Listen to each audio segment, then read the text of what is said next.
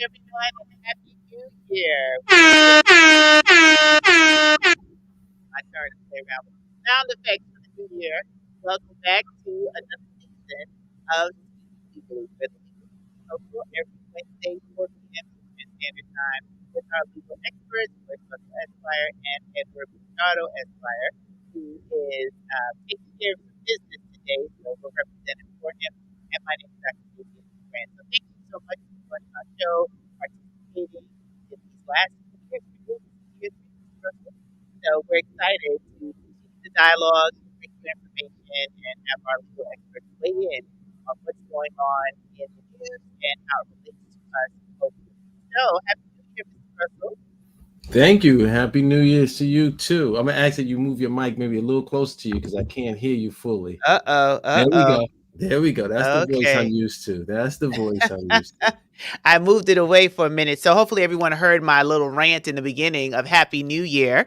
And we're appreciative of you being with us as we enter into the third season of Speaking Legally, where the legal meets the cultural. So today is also a special day for one of our legal experts, because as you can see with all the red that he has on as a proud member of Kappa Alpha Psi Fraternity Incorporated, happy 111th Founders Day, I believe it is for you. So Yes. Yeah. happy Founders Day to all the distinguished brothers of Kappa Alpha Psi, and may you continue your achievement in all human endeavor. And that's what we aim to do on this show right here, right? Speaking legally. And if you're going to speak legally, you have to know that Kappa Alpha Psi is in the place to be. All right. 1911 just seemed like just a little walk away from Just a today. little. Just a little walk away from today. And here we are doing the best, being the best people that we can be and the best brothers that we can be. I'm not going to say that we better than all the rest. Oh boy, no, we're not going to do that. Everybody got their hand, in the pot. And so, today is our recognition. And so Absolutely, I'll take it all away. and absolutely enjoy every minute of it and celebrating the work that you provide and do in our communities. And we also pause on the show. You're getting your happy Founders Day shout outs to from our listeners. And we Mm. also want to make sure we acknowledge another ancestor who has transitioned. Those who might be old enough to remember, some might not, but he played in what was it, The Mac and The Rite of Cleopatra Jones Oh has yeah, transitioned. that's right. That's right. That is that is Maxwell Banks Julian, known as the Mac, right? Julian Mac. And he was not only a profound actor, he was producer and writer during the era of Black exploitation films, which is part of our history. And what that really reflects and highlights and illustrates was that we had to carve our own piece of Hollywood. See, this is what it see. You really have to understand was Black exploitation. There was a part of Black exploitation where white people were exploiting us, Sambo, colored face, things of that nature. And then there was a genre of film. They called it Black exploitation because, yes, it was an exaggeration of what was happening in the community, but it was the place where Black actors and actresses produced, they wrote, they starred, and had their little corner and their little place in the big on the big screen. We could talk about Three the Hard Way. We could talk about Let's Do It Again, Uptown Saturday Night, and we have to talk about, for which we are talking about right now, is Maxwell Banks Julian, who was profound in his role in The Mac, and Richard Price played in that. He was known as Slim, and he was profound in his role playing Thomasina in Bushrod, which was like a Western. Which nowadays it's like you see more and more Blacks reflected in Westerns.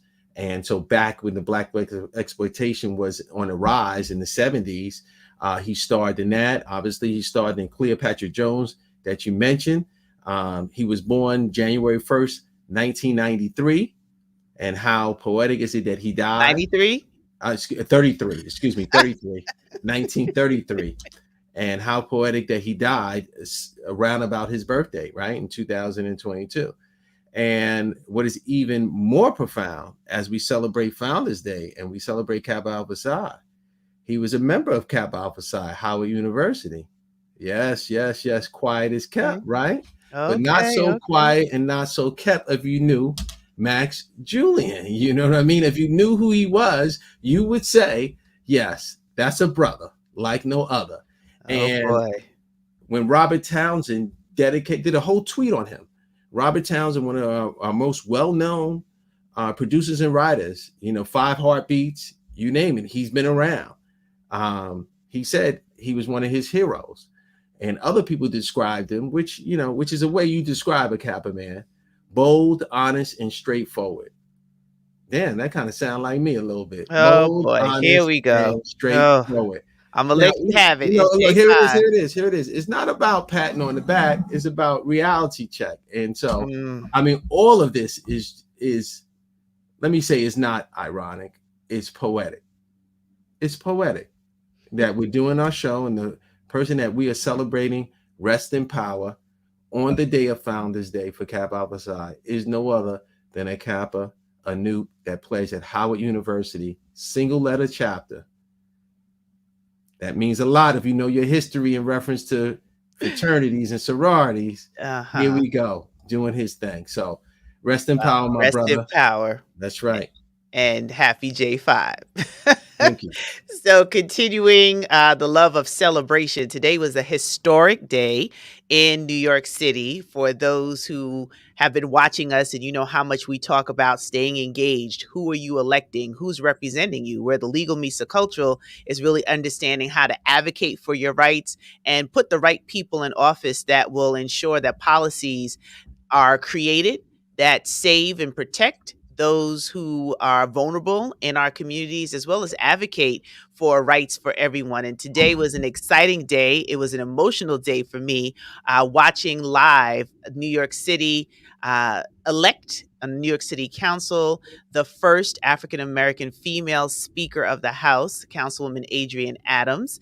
And this is the most diverse council in the council's history, as well as majority run by women, 31 women strong on New York City Council. So it was exciting to see it live and to witness a very good friend of mine be able to lead our city as one of the top in power now, and to also have two individuals who are dear to my heart and good girlfriends, sister friends, that are now representing city council and here in borough of Queens.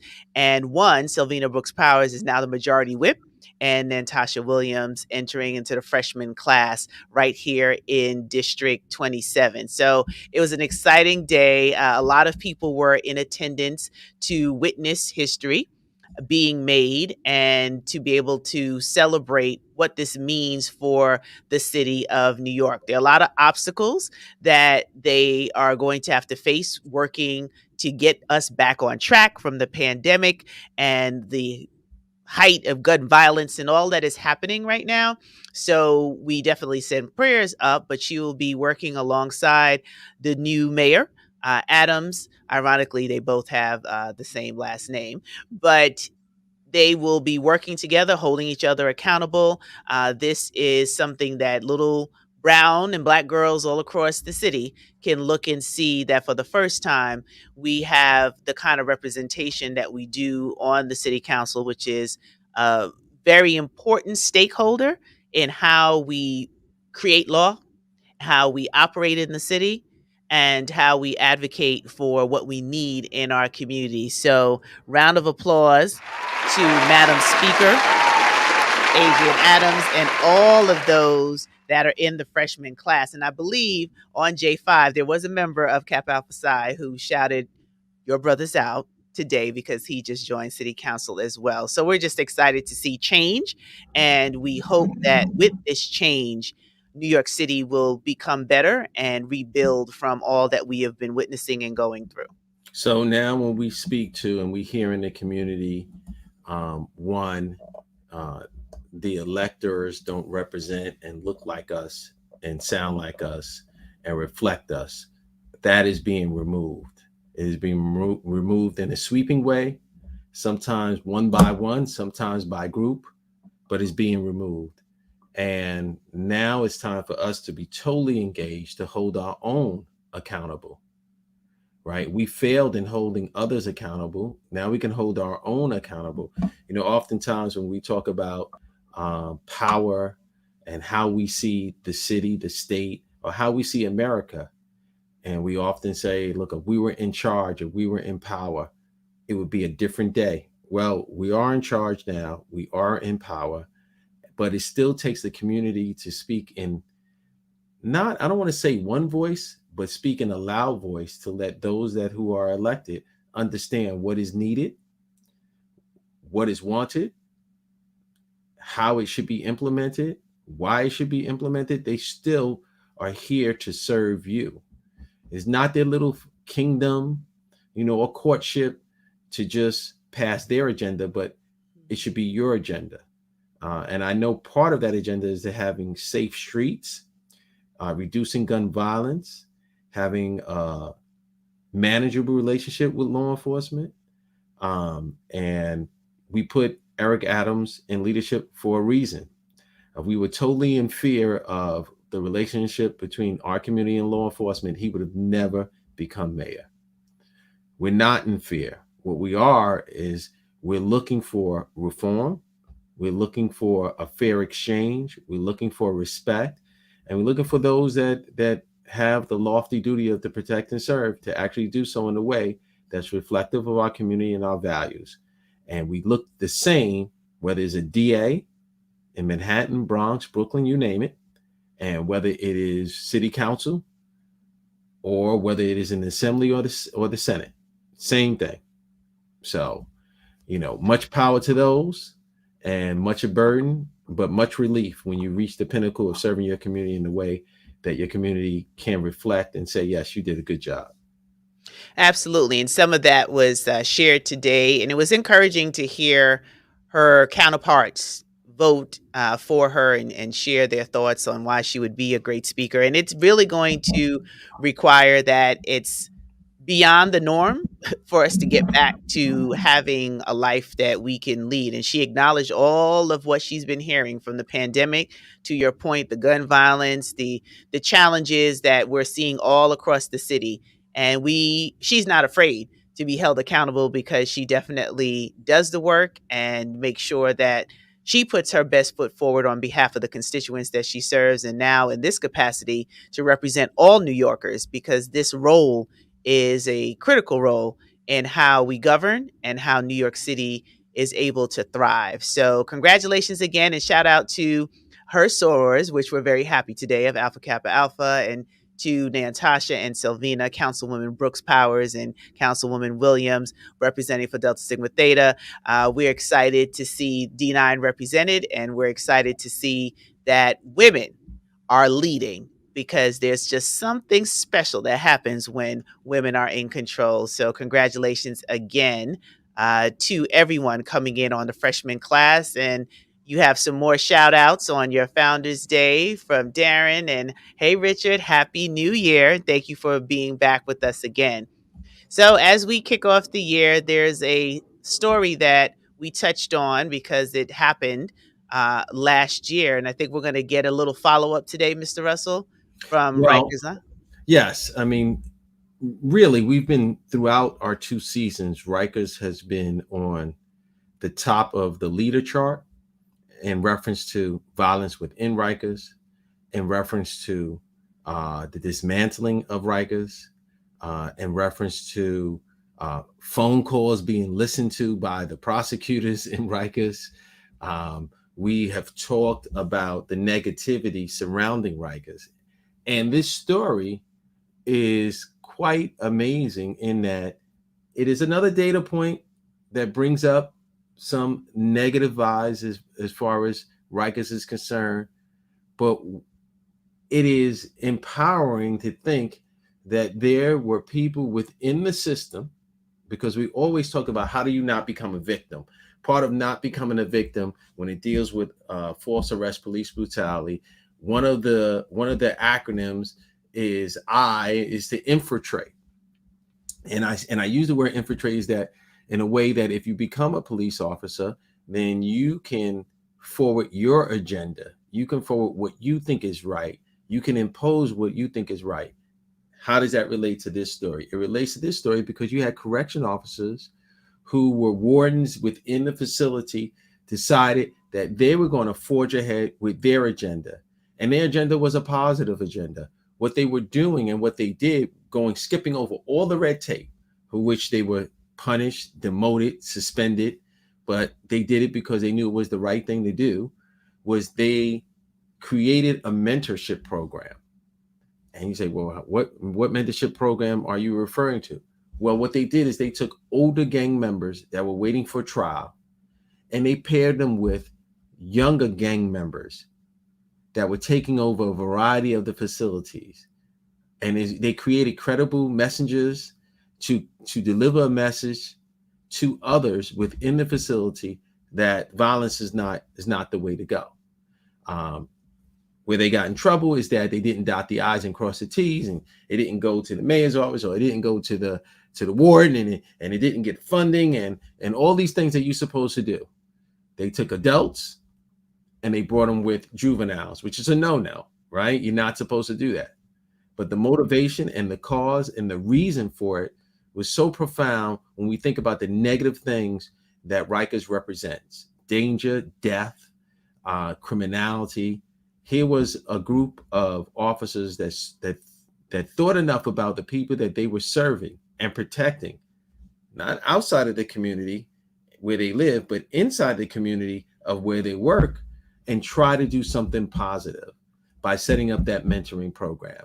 And it's really unfair that they didn't dot the I's and cross the T's, and therefore they were demoted and they were punished and they were suspended. Um, I'm mentioning this because those who may have family members in Rikers might want to write the warden and say, hey, look, what happened to this program? We know that the people that started the program didn't do it the right way, but can it exist? Can it thrive? Will it tone down the violence while my son or daughter wait for their trial, or until my son or daughter makes bail? What can we do about it? And so that is a story within the story that needs to be heard, and our community needs to know about it, and we need to be aware about it. So they were essentially removed for trying to do good without following proper procedure. Yes, essentially. I mean, like, it's not the first time. So let me just read what it said. It said, Correction Department brass suspended Rikers Island warden and moved another two to less prestigious divisions months after he tried to help set up a controversial inmate mentorship program without agency's approval. Now, when people get demoted and they get moved, that reminds me of, once again, when we talk about law enforcement, the failure to intervene, the failure to stand up. And that's what people fear. They fear that when they do those things, something bad would happen to them, that they'll get moved, they'll get demoted. And in this case, that's what happened. And the way the media describe it is so unfair, because they say the deputy warden command, Joseph Caputo of the Robert Deveron Center, also penalized for going rogue. Use words like rogue, like this is something positive. We believe in critical thinking and analysis and reading in between the line. Going rogue last October after he and several other jail leaders sought to create a program that paired teen offenders with their alleged gang members that were older than them. And they were talking about targeting underage girls. They were talking about the struggles for which brought them into the system, and the struggles that they're going to have to deal with when they're released from the system. And I don't see how you can, be demoted, transferred, punished for trying to set up a program like that. If we had more programs like that, less people might be in. The credible messenger piece is a huge piece, and hopefully, even though this ended up with the result it did, that it'll capture the ears of those who are implementing the change now that Rikers will be closed and moving to the borough-based jail system, that you can think about how you divert some of this traffic in the jails by having the older members or older constituents that are there talking to the younger ones. So interesting story. Thank you for bringing that back full circle, because you never know where it's going to lie. Somebody has to you know, be responsible. Unfortunately, they had to be responsible, even though they were trying to do good. You do have to follow process and procedure. And you can see the concern about mixing, an adult population with a youth population. Definitely, but I mean, that's those are the credible messengers, and I'm really having a tough time digesting it, because even when you do borough-based prisons, right? Because that's what they are, right? You're just taking from people from Queens, and what you're doing is putting them in the back of Rosedale Avenue and putting them on 149th Street and putting them in, Brownsville, whatever, within the community for which they live. It's done under the guidelines of family unity, that the family is able to be more engaged with those who are incarcerated. That's an extreme plus. That's an extreme plus. I mean, I can't even tell you enough how that is a great plus. But the downside is that for every action there's a reaction. And if what you tell me, if I rob this bodega, if I shoot this individual, if I slice this person, I leave my house that is on 149th Street and I go to a facility that's on 156th Street. I'm going 5 blocks west. I'm going 6 blocks east. And I know what it's like to live in an area where you have a facility and you walk by it, borough base, and individuals are yelling out the window, "Yo, what's up? What's going on? Yo, is it nice outside?" Uh, you know, I know a lot went into thinking about whether or not this is the appropriate way to go, and it seems like everything has been halted on that, because I haven't seen anything built since, and I No, haven't it's seen not halted. I haven't seen any movement, put it like that. I haven't seen any physical movement as of yet, but we still need to keep on tinkering with the idea, and Well, tinkering with, yes, some people forgot to dot the I's and cross the T's, but is it a good idea? Well, the idea is moving forward, and they're in the design build stage of these borough-based jails. And what's interesting about what you said is what the community's reaction has been. There's been a lot of community engagement, of voices being loudly shared about their feeling of having that in the particular communities where each of these will be, and taking into consideration how to design it so it's not an obstructive piece of property, one, in the community, and that safety is an issue as well. So all those things are under consideration. So for those who want to find out more about it, you can go to the Mock J site at City Hall. There's a lot of new that's happening, obviously, with a new mayor. So there are new appointees, there are new members that'll be handling and taking the lead, but it's moving forward. So it's interesting how we now take something like what you just raised and add that to the discussion so that everyone is aware of how this transaction and transition, rather, is going to happen, because it's happening. So it's been voted, it's in movement. Um, and we really have to think about what that means for the community, what that means for the families, what that means for those who are touched by the criminal justice system. And there's quite a bit on the plate for this new mayor and his whole administration to be able to manage when we talk about it. And with the rise of gun violence and the other challenges that we have, it's quite a mixture. I'm saying prayers daily, because New York is in an interesting growth opportunity. And my prayer and hope is that we move in the right direction with the vision that he provided to be elected the new mayor. Yeah, and what we're seeing as we go into the next story, what you'll see is some of the vision that you have, that the mayor sees moving forward, although not detailed, where we can delineate this is what exactly he wants. We get the overall impression that that may be in conflict with the storyline that we see right here, right? So the mayor is talking about getting guns off the streets and these shootings, therefore, folks being incarcerated. And you have DA Braggs, right? First Black African American DA in Manhattan, based upon this headline.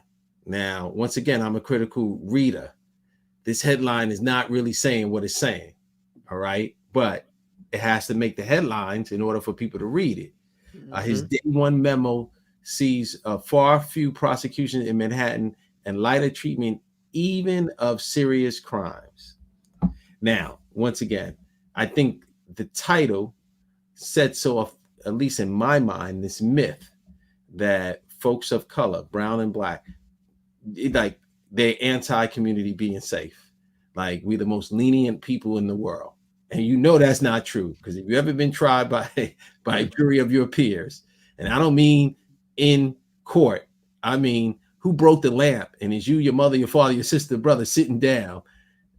Those folks are not that lenient. They want to get to what happened, right? So this fallacy that we are just a lenient, a very lenient culture, and we don't believe in incarceration, or we don't believe in over incarceration. Maybe the title of this story should talk about over incarceration and how he's not going to prosecute. When you read the story, he's not looking to prosecute fair beating. He's not looking to prosecute disorderly conduct.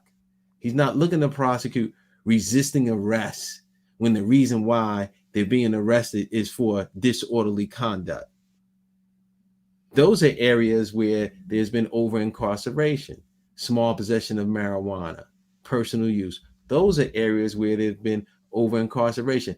That's what he's really speaking to. The article further talks about how he says serious crimes we have to deal with seriously. But there's some crimes that are labeled serious that doesn't warrant incarceration. And I can't really tell you what they are. I wish I could. I wish I can go through a checklist and say, all right, this is a serious crime and this doesn't warrant incarceration, but yet this other serious crime does. And they sound the same. So like possession of a deadly weapon or intent to use a deadly weapon. Well, when you dig deep and you say, well, deadly weapon, what are we talking about? If I told you I was charged with assault with a deadly weapon, I think what most people commonly would think of, like, oh, you try to attack somebody with a gun, a knife. Maybe I'm wrong.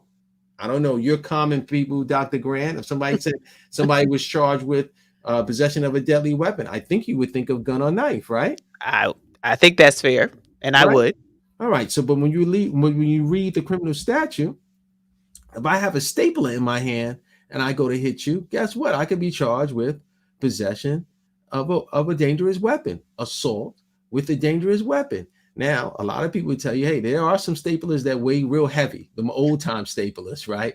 But you get them chintzy ones from Staples, right? Them plastic joints. You like, come on, Chief. I know you're not even trying to hit me with that stapler. Like, I'm gonna knock that out of your hand and knock you out.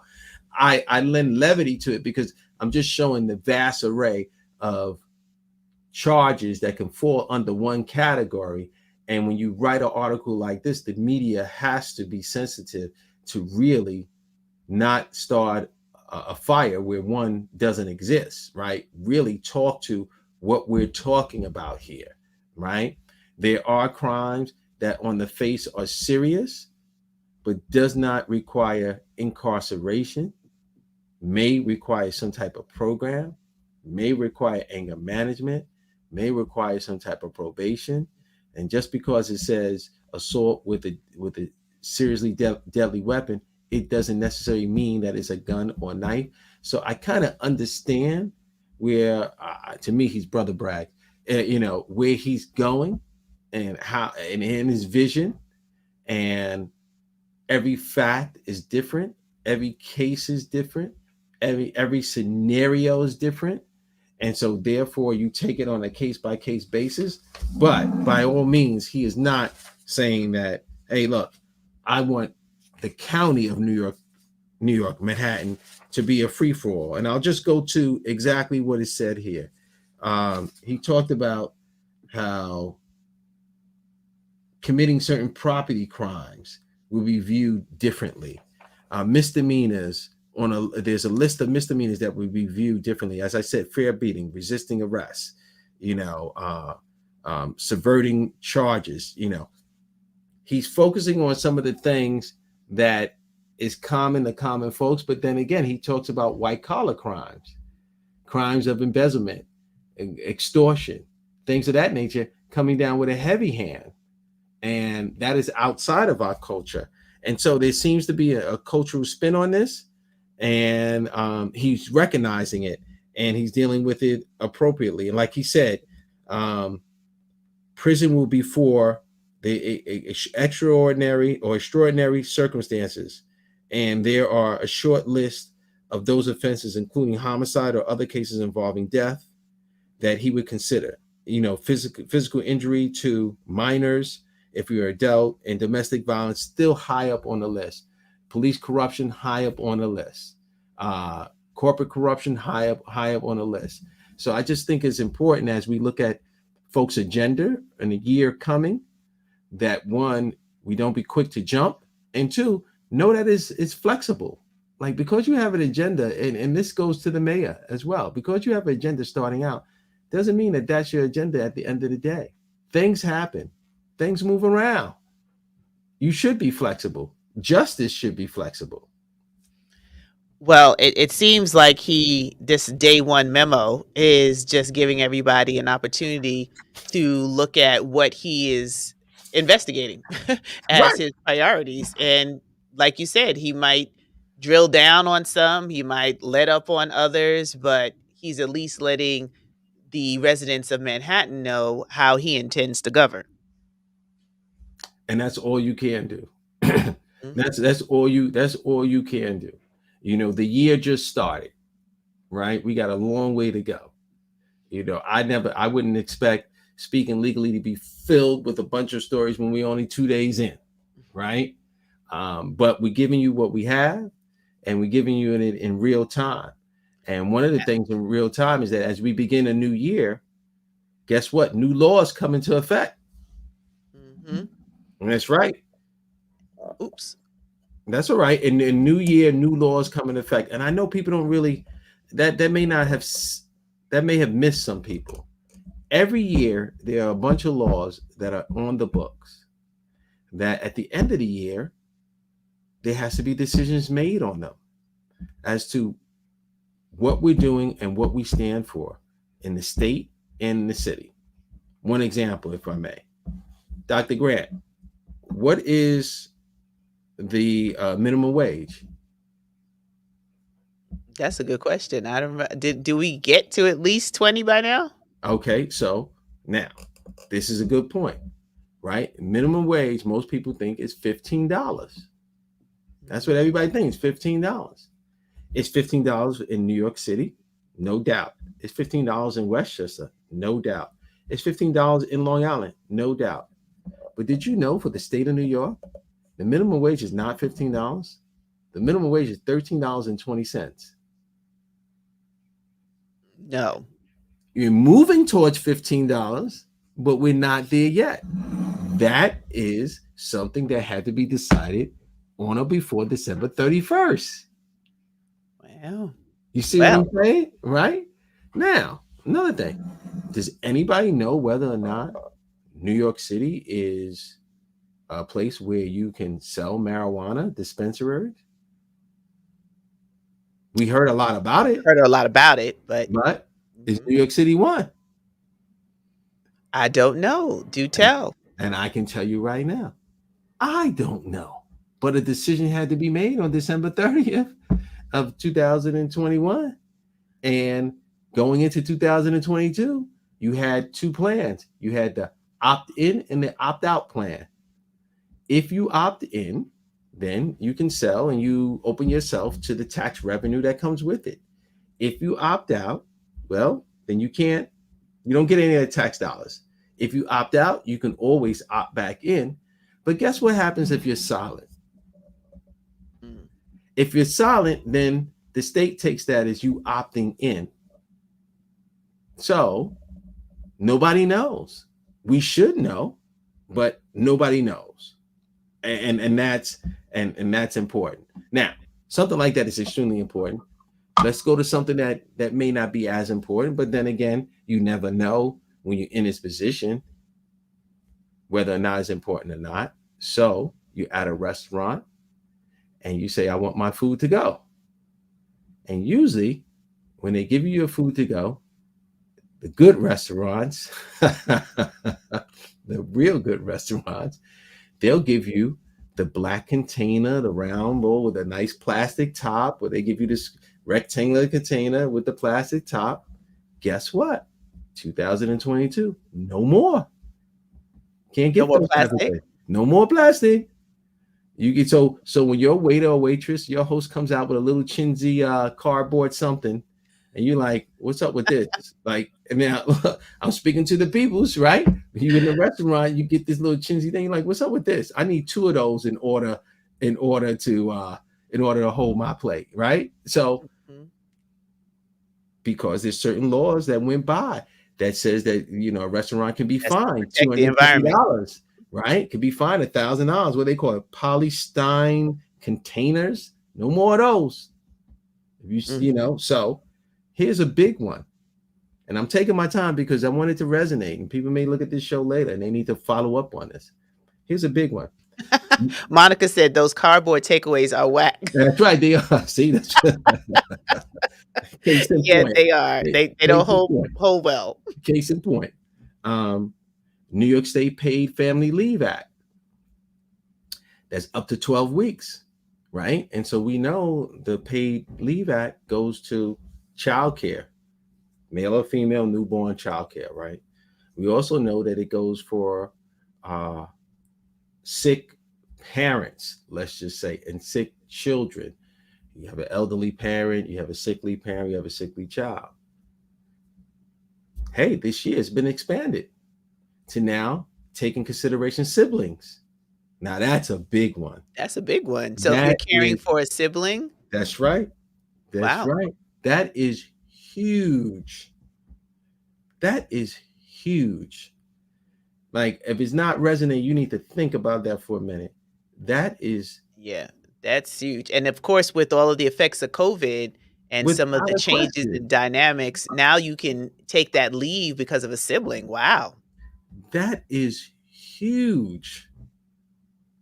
Now it's 60%, it's 67% of your average weekly salary, or can't exceed 1,000 and like $38 or something of that nature. But siblings, That's major. let me just tell you, in the world of immigration, and I digress a little bit, in the world of immigration, a sibling can't even petition for their own sibling. They can, but they have to be put on a wait list. Mm. That's how you would think, if you talk about the family unit, a father who's a U.S. citizen can petition for son or daughter that's not. The mother can do the same immediately. Boom, you immediately get a green card. Whatever processing happens, you have to validate that you're a son or the daughter. No wait list, no nothing. But a brother filing for a sister filing for a brother, you put on some wait list somewhere. We get Hmm. to you when we get to you. There ain't no immediate about it. Now I know that we live in a world where you can have a half brother if you believe in that, or you can have a stepsister if you believe in that. But the world doesn't really gravitate and bring in siblings, and this is incredible that this is Absolutely. happening. I mean, like this is like you really don't know how groundbreaking it is until you have a brother or a sister that suffers something, and you're like, And you have to take care of them. right, right. They're single, they're widow. You know, Mhm. That's why we do the show, right? Where the legal meets the cultural. We got to figure these things out because I didn't know that, and that's a game changer. As I think of some friends who have some situations where this could really be a huge blessing. Patricia said, "Knowledge is power." Absolutely, and you have to know about these things in order to utilize it and share it. and so here go one more bombshell, because I know look, Mhm. it's 4:40, time is coming near, but here's one other bombshell for you. So we live in a world where everybody's working at home, correct? And Majority, and a majority, and a lot of people like that. Am I correct? A lot of people like working from home, right? most. Most that commuting time, that I devote more hours to the day because I'm not going down to figure out what I want for lunch, right? I'm not walking to this place or walking to that place. Matter of fact, I might be eating at my computer. I might go down earlier, but yet I gave you a solid 12 or 13 hours, so I'm going down. I mean, there's been studies on this saying that a lot of corporations are benefiting from this COVID, and a lot of companies are not going back to brick and mortar. They're just not. There's a reason, because productivity is high. So now here's the flip side. The new thing in employment law. You heard it first. You heard it from the best, and you hear it from nobody else. Electronic monitoring. Electronic monitoring. Yes, you get your ankles ready, grease them up, put that lotion on them, put that How lotion on your wrist. how is that going to be legal? Electronic Now, how is monitoring? how is that going to be illegal, right? So the employer now has to just put you on notice that you work from home. That's fine, but we do have an electronic monitoring system. You either consent to say, "Hey, look, I'm with it," and therefore you're at home, or you decide that you're not, and maybe you have to come in. There has to be some quality and control here, Dr. Grant. We just can't have you getting your nails done and looking at the screen at the same time, talking about you on a Who would conference do call. that? I mean, Who I mean, who I don't would know do that anybody. during I don't COVID? I don't know anybody in my community that would be on a conference call, have it on mute, talk about they having a bad hair day, so they don't have the screen on, and having and getting their feet done. Like, I don't know anybody that would do that. I don't, what I mean, watching the rerun of the Knicks game. I know nobody that would do that Hey, this is where whatsoever. the legal meets the cultural, and culturally, we would be diligently doing our work like we That's right. have We for would 2 years. never endeavor to have the game on while we're supposed to be watching the Zoom continual legal education course that you're supposed to be taking. And when they say, "Mr. Russell," the answer is, and you're like, "Oh, wait, I didn't hear that. I had a little disruption in my thing. Can you repeat that for me? I'm sorry. You had a little bad connection." Right? That would never happen. Wow. So now, but let's look at it. Look at MTA workers. Look at correction officers. Before COVID, there was a lot of cases, and there still are cases, like, you're stealing time. You heard that term before. Yeah, yeah. Stealing time, right? You're supposed to be sick, but we caught you at the bodega because we had somebody sitting at your house and we watched you, right? I mean, that's not too long ago. So now you have this health pandemic that creates a new scenario for which now you do work. Where's the quality and control? I You're, I you're, I you're, guess you're so. being you're being put on notice about it.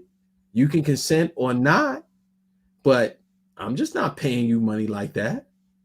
Well, as 2 business owners, we can understand No, that, but it's no, like, that's right. That's right. because we We, when we're paying it, speaking of which, our office sold is going off. But there's a question here.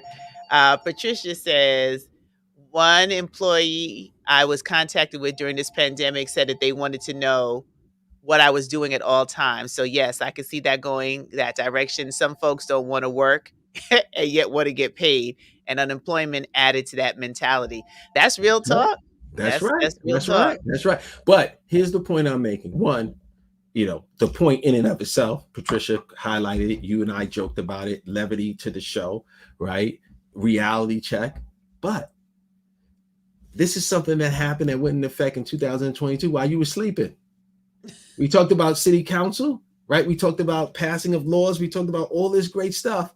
Like, by a show of hands, who knew that this was going down this day at this time, and I was going to be talking about electronic monitoring on employees? Probably nobody. Nobody. And I'm not saying we have to be all and know all, but these are things that are happening. While you sleeping, people are thinking. And they're thinking, and it's documented, but most people are not going to read it. They're not going to go and look at everything that was passed. Today at city council, it was about bringing in the new class, but there's so many other laws that are No, no, but passed. Dr. Grant, I get it. And then the phone call will ring, right? Because remember, it says Royce Russell ESQ, right? So the phone call rings, the phone rings. I get the call, I pick up. They say, "Oh, I was wrongfully terminated. Why? Oh, because I wouldn't sign to have the monitor on or I didn't know." Like I said, we're in a new world, we're in a new space. Well, knowledge is power, and that's what We just stand for. ended that Knowledge there. is We're power. ending just like that. Now, knowledge is power. You better get Knowledge is on your good power. game. So you want to make some good choices and decisions, but I think it's also an opportunity for us to remind people that all the elected officials have newsletters or some sort of communication that they're sending out. Some still use snail mail. A Right. lot of people are incorporating electronic mail, but we do have seniors that are not as active on email.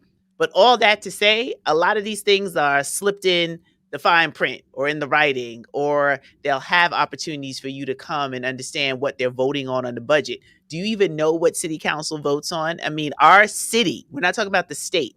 New York City itself operates and handles more money than some countries. So really understanding how that money is dispersed and what the budgetary process is your right as a citizen. So no matter where you are in the country, we hope that you're engaged and you're talking to those who are in position to work for you, because elected officials work for the community. But this is a prime example of what's happening when we're sleeping and what we need to research and know, because these things do get reported and they're archived, but most people don't dig to go and find it and to see it. So And I thank want you to make for I want to sharing it. make a point, Dr. Grant, that Mhm. all the things that I point out, I just picked the top five. There was a whole laundry list of things. I just picked the top five. I picked the things that I was like, oh, I didn't know that. It's just me, Royce Russell. I didn't know that. That's number one. Number two, I'm not saying any of this is bad. I'm not saying, while we're sleeping, someone's thinking that's a bad thing, Mhm. right? Because it's not. That's how the world works. What I am saying is that I'm always going to push for our audience to be more engaged in what is happening around them. And I'm always pushing for our audience to say, you know what? I know I got 6 days of personal, 5 days, 5 sick days, but that hearing next week is going on and they're about to increase the fare of A, B, and C. And, I call out for a variety of reasons. I'm gonna need to have to call out today or leave a little early so I can go to that hearing and figure out what's going on, because that hearing and the decisions that is made at that hearing will affect my community. See, and I see that happening a little bit more and more with younger folks and folks that's what we call about it, but the machine is not changing. They're going to be hearings. There's going to be meetings. They're going to happen at times that are very inconvenient to folks, and it'd be surprising that those that are now in power having been a victim of that themselves. Like, how are you going to have an MTA hearing as to whether or not the tolls and bridges and things are going to go up, and you having it exactly at 4 o'clock? You know I don't get off of work until 6. Or you're going to have it at 6 o'clock. You know I get off at 5. I no way I can make it. Or you having it at some place that it takes 2 trains and a bus to get you. I'm just using that as an example. I'm not weighing an opinion. I'm just using that as an example. That now you have people in power, and I hope that they take that same sentiment and recognize that and say, you know what? We may have to have this meeting at 8 o'clock, or we may have to have this meeting on Saturday where people in the community can be engaged and they can come in and they can really speak, or we're right back to the same place. Well, that's one of my sweet spots, community engagement, and what I get hired to do with our partners. So great point. If we really want to know But what the everybody community has can't to hire say, you, Dr. Grant, at the grand old I mean, price of, $1 million per hour. You know what I'm saying? indeed, but it still is important to really be engaged. And I saw this little story. Well, this is a big story, not a little story, because it speaks to the cultural piece that we're going to close out with as we're coming to the top of the show, because it happened today. And I don't know if you saw this, Mr. Russell, No, I that did not. Tell so me. maybe you want to just share with our audience, number one, the significance of this case, separate but equal, just a little reminder, Yeah. and who Homer Plessy was, because I think this is a great way to share some more news on J5 about what this means, his pardon. Well, look, it was always an issue when you talk about separate but equal ruling. It was always an issue of fighting for that back in the day. When we talk about Plus EV, the Board of Education, we talk about our community in general, right? We always spoke about having, we didn't mind being separated. We had economic equals and we're able to flourish. And you hear about Black Wall Street, you hear about, you know, Tulsa community and how those communities were burnt down when we achieved economic success. And so this is along the line of, I believe he was pardoned. I didn't read the whole story, but I believe he was pardoned Yes. in reference to his involvement in that movement. Yeah, he was officially pardoned by the governor because he refused to leave a whites only railroad car in an effort to protest racial segregation over 130 years ago. We always knew he wasn't guilty, but it took this long in his grave. But at least his family can rest and know. I saw a quote somewhere that said, I think it was the governor, that there's no expiration date on justice. Yeah, Um, that that's he what the said, which governor I did thought, say. That's yeah. what the governor did say. So, it's for us, we know this was a game changer when it came to fighting for our rights, and to see that this happened. I think there's a whole lot of rights or wrongs being righted, per se, And you see that, in this season. and you see that in this case, like, because this happened in, I believe, in Louisiana, right? Louisiana. So Louisiana, right? So you see how the southern states are kind of really, really trying to evolve to right the wrongs and at least give some type of acknowledgement, and that is a product of liberalism, but it's also a product of our folks being in the right place at the right time to bring this to the surface. It is just not all, altruism and, being of good mind and good spirit. Is being having folks in the right place in the right mind to say that we need to recognize this. You know, we need to recognize this. It doesn't take the pain away, it doesn't take the history away, but it's some sort of healing when there's acknowledgement of wrongdoing. So, congratulations to the family and to our community of just having that acknowledged. We are living in a time where there's so many interesting things going on, where the legal meets the culture will continue to unfold, because this is just where we are. A lot of issues, it's not all going to be fixed overnight. In New York, yes, we're talking about all the change in administration and new elected officials, but across the country, there are towns, counties, states that are representative of a different sort of constituency now. So it'll be interesting to see how that plays out, how we move forward, and everyone feeling as if their voice is heard and represented in this United States of America. And to those who might be watching internationally, hopefully you are gaining some insight and maybe yourself being empowered to raise your voice in whatever country you reside. We're blessed to have the freedom of speech here and to be able to share and talk openly about what we see and how we can participate in making things better. So, with that being said, Mr. Russell, you have any final thoughts? Yes, for those who are sitting on the fence about whether or not to get vaccinated, you need to jump off that fence and go get vaccinated. COVID is not going anywhere. It is just mutating and going around and around. And if it ever is going to equate itself to like a common cold or the flu, it will only do so if more and more people get vaccinated. You do not want to have COVID. You No. do not want to have COVID. I don't even have to say why you don't. Take it from me. You do not want to have it. Yeah, it is. That's real talk. And we pray for those who are recovering from COVID, those who have recently lost life. My girlfriend just lost her sister to COVID last week. So this is real. It's a health crisis, and we really hope that everyone uses wisdom so that we can keep each other safe. And the most vulnerable amongst us are elders and our babies. So, with that being said, on behalf of Senor Edward Pichardo, Royce Russell, and myself, we thank you for tuning in to Speaking Legally. We look forward to continuing the dialogue and having our legal experts weigh in on the important issues of the day, and of course, with that cultural twist that only we can do. So, thank you for tuning in. We're here every Wednesday, 4 p.m. Eastern Standard Time, and we'll be back again next week by the grace of God. Bye bye, everyone. 1911. All right. Happy J5 again. 1911. Oh my goodness. You got 1911. it. You got it. Cause there's another date in January coming up and I will definitely be celebrating. 1911. Jump on Bye it. bye everyone.